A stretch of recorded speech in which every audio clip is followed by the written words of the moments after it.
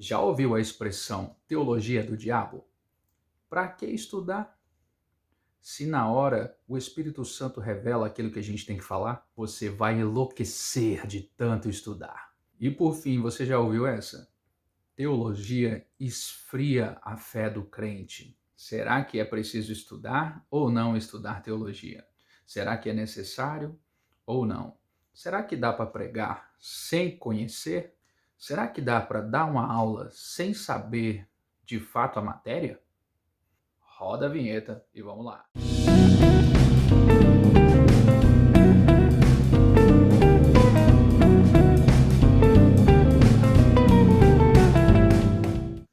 Na minha opinião, depois de Cristo, Paulo é sim o maior nome que nós vamos encontrar no Novo Testamento.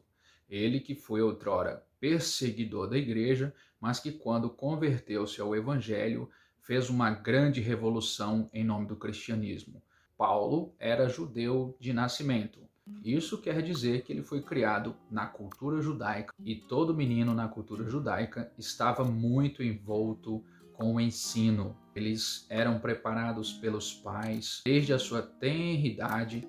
Os pais tinham a obrigação de ensiná-los a conhecer a lei mosaica e eles tinham o costume que aos 12 anos de idade uma criança deveria ter decorado 613 mandamentos.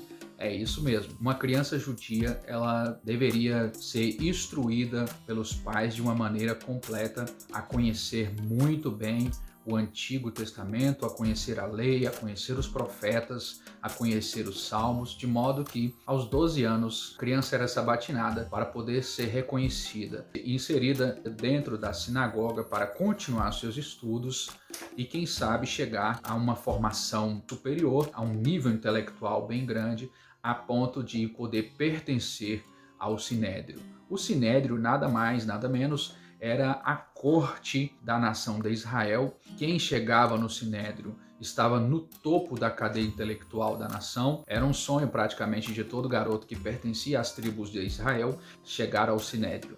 E o apóstolo Paulo foi esse rapaz.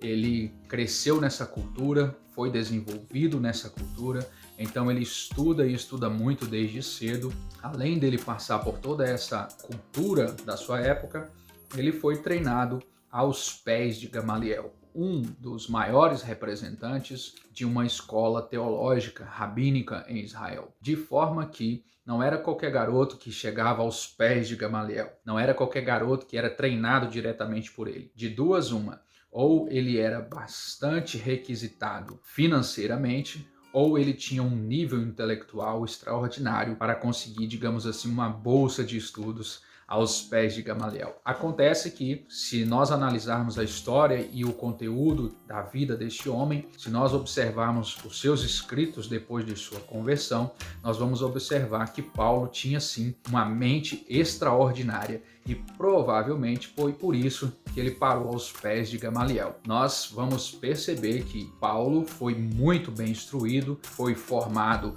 aos pés de uma das maiores autoridades rabínicas da sua época, de modo que ele não era qualquer mente, ele era a mente do pensamento rabínico. Além de tudo isso, Paulo tinha um vasto conhecimento secular. Nos seus escritos, ele vai citar vários poetas do meio secular, demonstrando que conhecia a cultura tanto romana como ateniense, demonstrou conhecer a cultura cretense, de forma que Paulo não era qualquer pessoa. Paulo era muito instruído, Paulo tinha um QI elevado e a maioria dos teólogos concordam que Paulo era um poliglota, ele deveria falar pelo menos 4 idiomas, dentre eles o hebraico, o aramaico, o grego e o latim, tendo em vista toda a sua formação e por onde passou e a desenvoltura que ele tinha no meio da sociedade aonde vivia. A Bíblia vai relatar que Paulo se tornou um fariseu, conseguiu estar entre as mentes mais brilhantes de Israel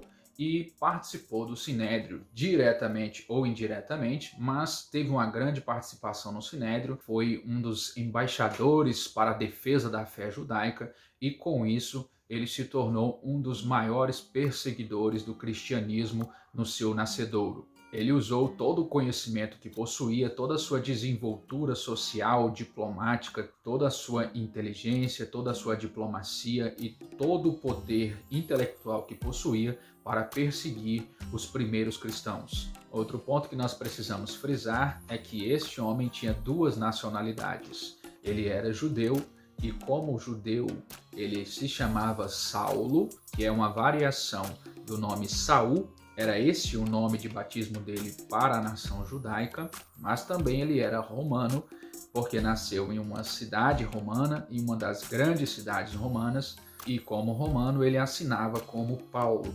Com isso, ele tinha um grande acesso na sociedade da época. Aqui é bom a gente abrir um parêntese para relatar e informar que o apóstolo Paulo, como judeu, ele era chamado de Saulo, a variante de Saul, e como romano, ele era chamado de Paulo. Ou seja, esse homem tinha duas nacionalidades, então a sua vida toda ele foi Saulo e a sua vida toda ele foi Paulo.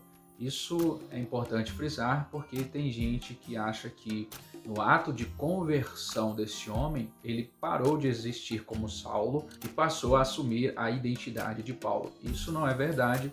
Acontece que ele tinha as duas nacionalidades e ele é muito mais evidenciado como Paulo para nós, porque toda a sua obra foi destinada às pessoas que não eram judias ou que não pertenciam à nação de Israel, e por isso ele se apresentava como Paulo, o que faz todo sentido.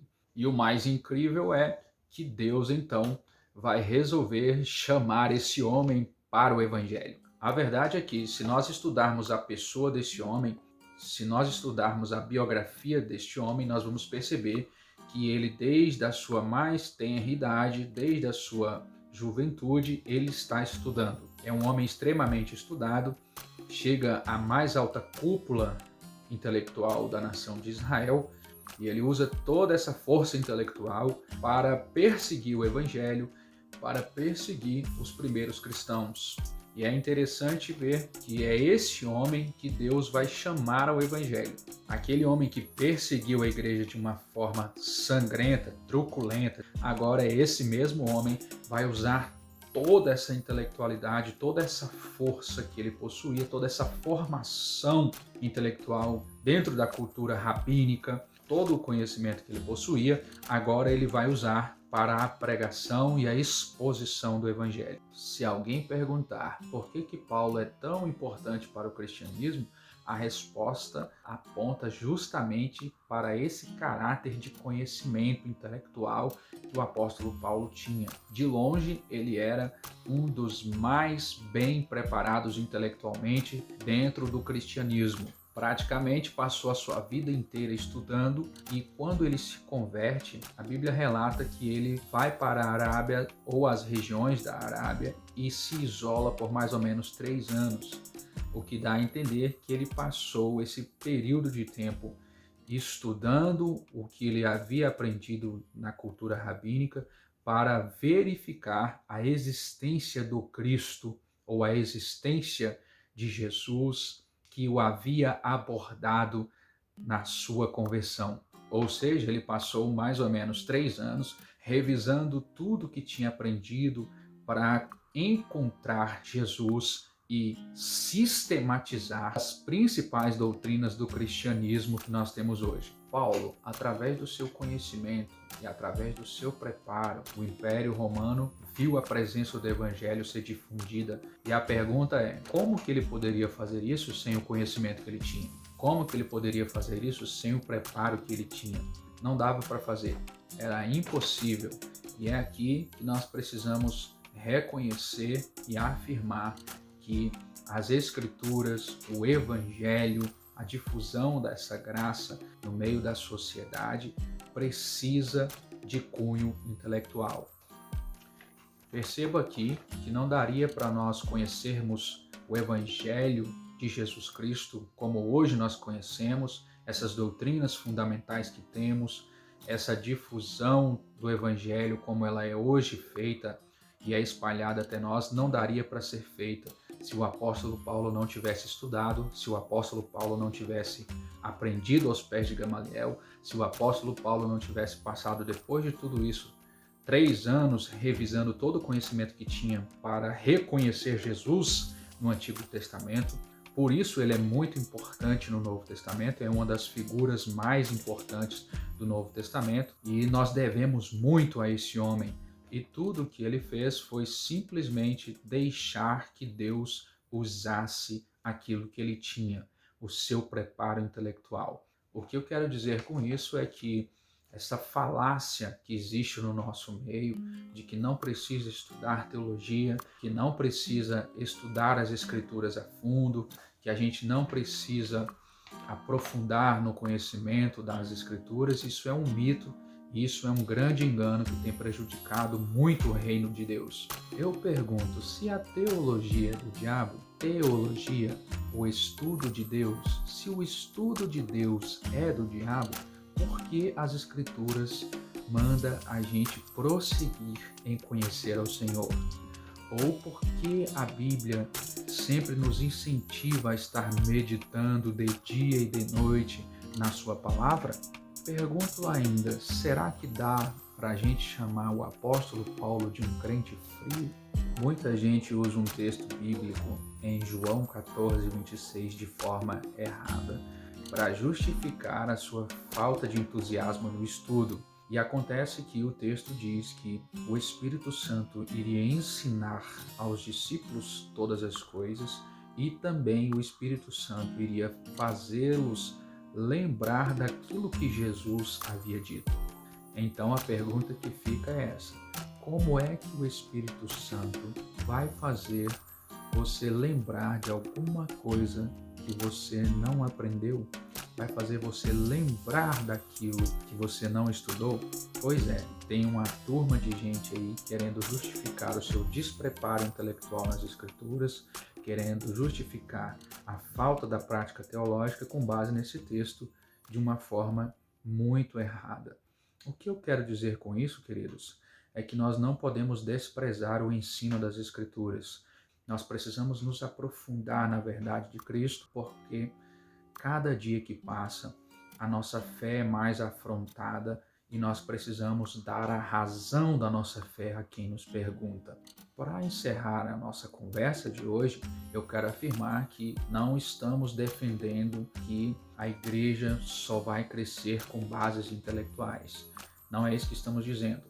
Deus pode usar quem não estuda, obviamente, e Deus faz isso a todo tempo. Nós não estamos afirmando isso, nós estamos afirmando aqui a igreja necessita de um equilíbrio para a exposição do Evangelho. Não tem como nós ensinarmos aquilo que não aprendemos.